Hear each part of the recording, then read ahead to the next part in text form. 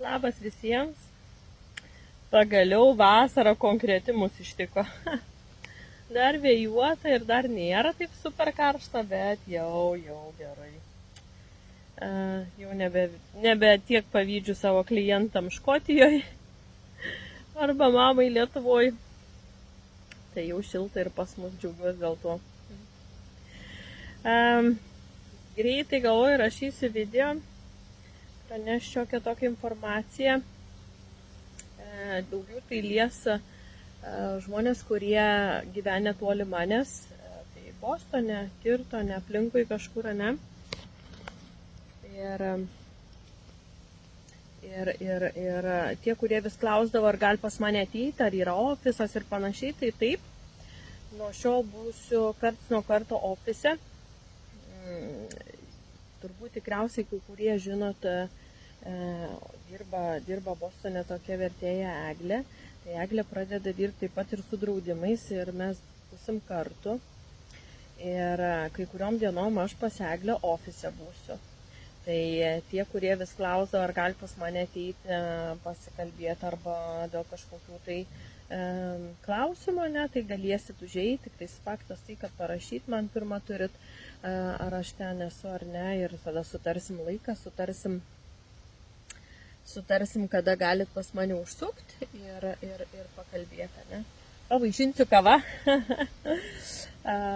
Taip, kad bus tikrai smagu susitikti su dauguma jūsų. Žinau, kad atkeliausit iki manęs, ne, ir tie, kas norėsit susitikti su manim ofise, kam patogu užeiti ir kas norit kažko paklausti, parodyti dokumentą, kažkokį draudimo, ko nelabai suprantat, ar kažkokie kiti klausimai yra, ne, tai galėsit užsukti, pakalbėsim, tik sakau, parašykit ir atsiųsiu adresu, paaiškinsiu, kaip mane rasti ir sutarsim, kokiom dienom, kokiu laiku aš ten esu, kad neatsitiktų taip, kad atėjot ir manęs nėra.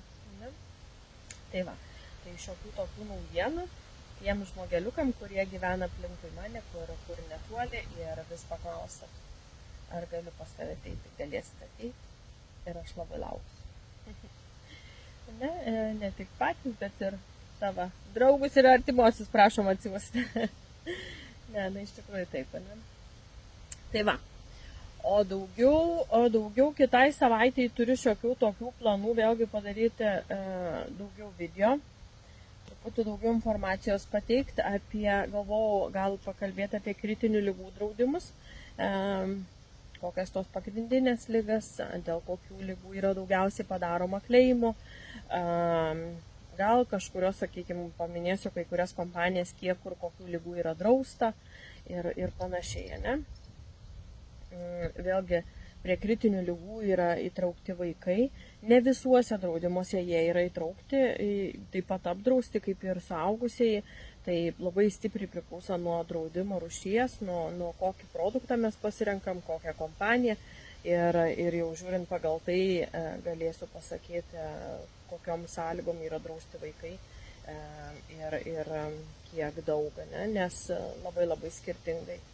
Taip, kad yra apie ką kalbėti, yra kom dalintis, tai galvoju, kad kitą savaitę griebsim ir truputį pakalbėsim konkrečiai apie kritinių ligų draudimus, ne?